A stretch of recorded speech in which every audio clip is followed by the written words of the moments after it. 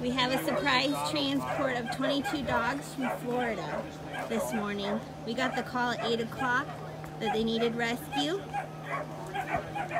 So they're here. We've got people from In Health. They transported them on their ambulance. They drove all night so that the dogs could get here this morning. We're already a full house. We need puppy fosters. We need senior fosters, medical fosters.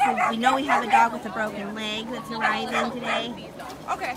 That would be the most helpful. Yeah, they're the most helpful.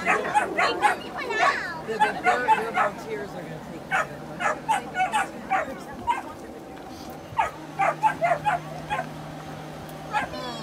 That's yellow. First one. Hey, if you like that video, be sure to subscribe to our ABC7 Chicago YouTube channel.